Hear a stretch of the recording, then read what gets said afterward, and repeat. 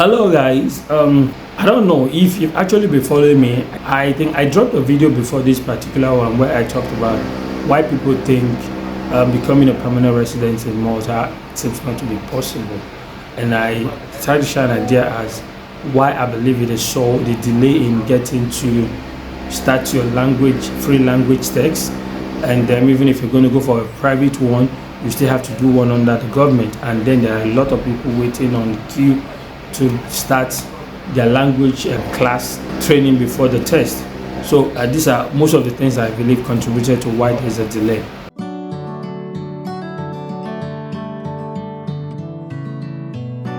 Welcome to my channel. Thank you for stopping by. Those of you that are my OG, I really want to say a big thank you. I appreciate all the support and how far we have come. And if you're seeing my face for the first time, this is J.O.S Travel Abroad. What I do here basically is to share content or information that I believe will help you to migrate abroad using the best and the easier route, talking about student route. This is what I believe is safer, what I think you should always consider first before whatever people tell you to try out. If you don't want to lose much, you just stick to the study route. Now, we talked about, I did a video before this where I talked about why people believe getting permanent resident in Malta seems not to be possible. Then if you go by the official policies, their rules, checking the identity website and all that, and for the fact that they are part of Schengen and EU, I mentioned that they share similarity in terms of policies and all that, where most of them will tell you if you stay 5 years in the country, do the language test, integration test, all those stuff, you will be qualified for either permanent resident, or some it could even lead you to having a passport directly, like in the case of Belgium, in the case of Netherlands, and even in Luxembourg. 5 years you're good to go, you're already having a passport. Even in Germany now, Germany made it a bit easy. If you're 5 years in Germany, I think you're qualified to become to naturalize yourself in Germany. Yes, if you stayed 5 days there in Germany. Now, with that of Malta, the beauty is that when you start immediately, either as a student or worker in Malta, in as much as you have gotten your official resident permit, temporary resident permit that qualify you to stay and reside in Malta legally, it starts counting from then. You do 5 years residing in Malta legally, paying your tax and not committing any crime and whatsoever, you are qualified to then apply for your permanent resident. But the thing is that you will need that language text. That is what I shared in that video. So sorry, I'm kind of trying to summarize them and make it fast to understand the essence of what I'm doing in this video. Now, as I said this, the essence of this is that let's really discuss this. The best way to go about your plan or your decision when you decide to come to Malta and you are in Malta already is to be sure of what you are doing right from the very beginning. From the first moment you step your leg into Malta, you should be very sure of your plan. Have a long-term plan. What do you intend to do? This is the way you can make things easy for yourself. This is how you definitely can achieve things easier, better and faster, and not to be in a confused state along the line.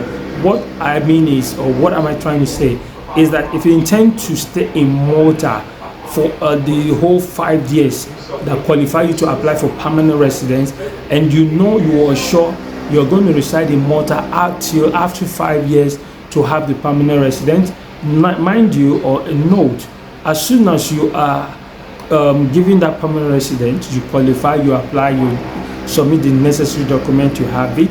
As soon as you have that, you need to use up that whole 5 years. Then you renew it for the second 5 years before you can start talking of passport. This simply means your first 5 years in Malta, on the 6th years you get your permanent resident. Then use up that other 5 years, it makes 11 like that, right? You apply for your passport. Then you start your passport possibility pathway is right from the 12 years in Malta. And then once you apply for you to submit the necessary document, it might take a year, 2 or 3. This is when you see people start saying that it's difficult to get Malta passport, that you might stay up to 15 years before you get it, up to 18 years. It is kind of a legal policy or process, but in the middle of it, or while you are going through all those phases, it might take you like 12 years to get to the time to apply. Not that you are doing 12 years straight before you are qualified to apply for the passport. It's supposed to be just 10 years. What it means is 5 years. After 5 years, what does that mean?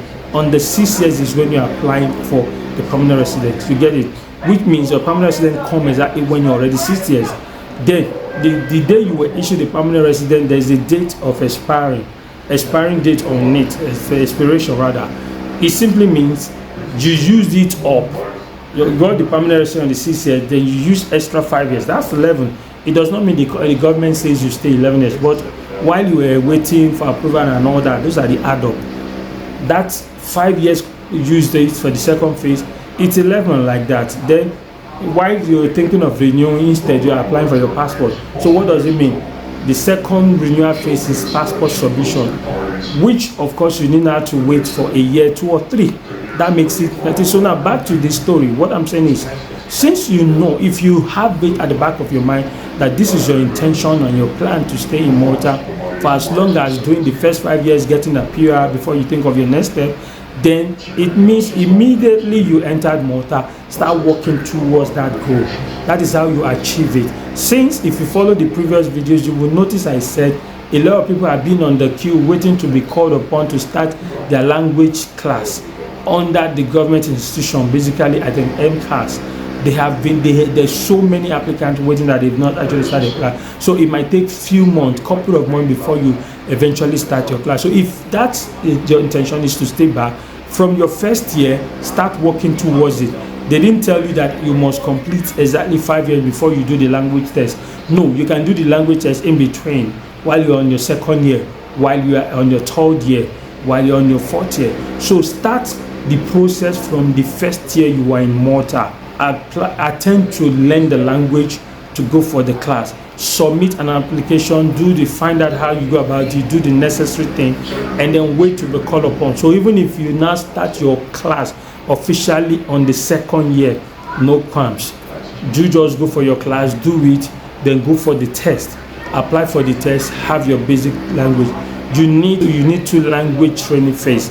Basic language 1 and basic language 2. Once you do those 2, then you apply for the language test. So you apply for the language test. So while you were doing all this waiting period, finding out, applying, that would have fallen to the second year. And on the third year, so hopefully, or by His grace, you might end up having the certificate already at your third year or your fourth year. What do you now have to wait for? Nothing else. You have the certificate with you. You're just waiting to complete your 5 years official and submit. And that's all. You submit for your application. That is how to go about it. Then you get it. So for those of you that would not really, or your intention is not to stay in Malta that long after your study, you also need to have that plan at the back of your mind. Start it almost immediately when you get into Malta. Your intention is to divert. What you just have to do is, you came in on a study, you know what you want to do next. Start planning for your plan B from the minute you enter. Okay, I intend to go back to my country after my 1-year program, or I intend to work in Malta for 2 years extra and then make my next move. Then you will know that since you have a plan B, or you have options, one other project to do after your study, your first year in Malta, you will know how to work towards it. You would be conscious with your spendings. You have that saving culture because there is a particular project in front of you. You begin to save towards it. Now, for instance, there is every tendency for you to, like, once you're done with studies, you know the minimum wage in Malta is 1,000. Now, this simply means if you are doing basic 40 hours job in Malta, you will get that 1,000. But Malta allow you to do 2 jobs at a time. Is possible.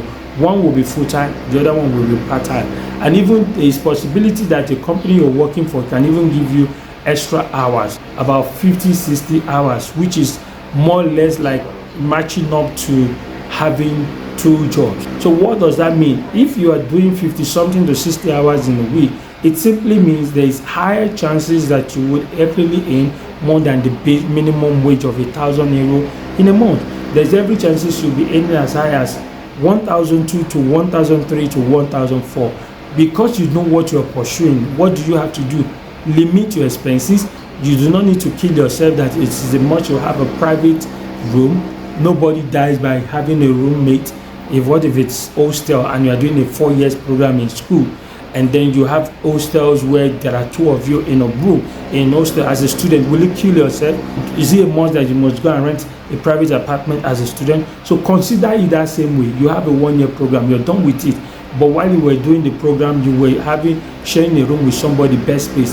Then why not stick to it for the meantime till you achieve your goal? Then start planning. The second year, on your 3rd years after graduation, 2-3 years after is enough to have something meaningful to think of where you want to go next, or where you have in your mind to go next after Malta if you don't intend to stay far. Now, where are the possibilities? There's Ireland there.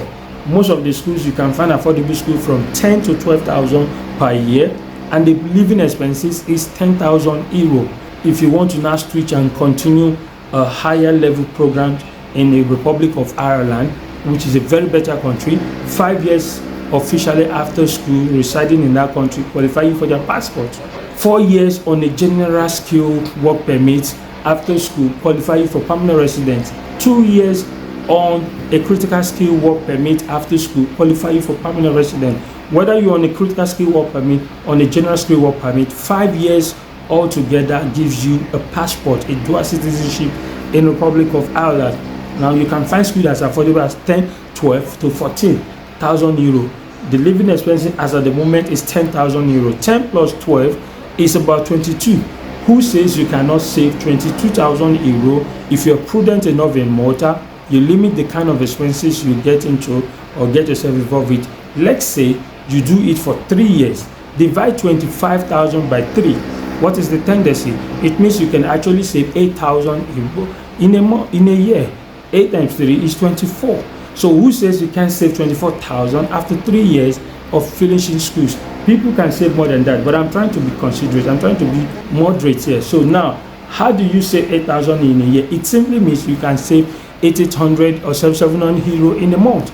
700 euro times 12 is what? It's 8,400 euro in a year. So there are people that save more than that. If you're generally doing best pay, so 8,000 euro in a year is almost 10,000 euro. So which says you can actually save 30,000 after 3 years? All you just have to do is to plan yourself properly, know that this is what you want, and you intend to go this. With 25,000 euro, I mentioned clear best 95 visa approval rate country you can go to. Republic of Ireland, 25,000 is enough to do it, and be sure you get your visa when you're crossing. 95% guarantee. With 25,000 euro, I know of a pathway that is 95% guarantee to migrate to Canada.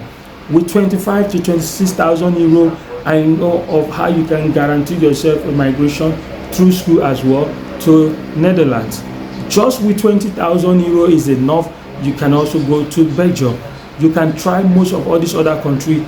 So you have opportunity around you for the fact that you are in Malta, and this is what you can get. All you just have to do is to decide what is your next move.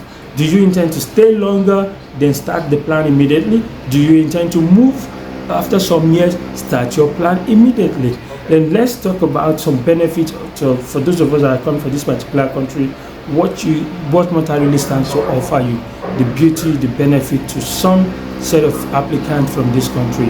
Until we meet in that video, let me say a big thank you for watching up to this moment. And if you're not subscribed, kindly hit on the subscribe button and notification bell in case I post these new videos I intend to do next. You will be the first to be notified. Until then, thank you and bye for now.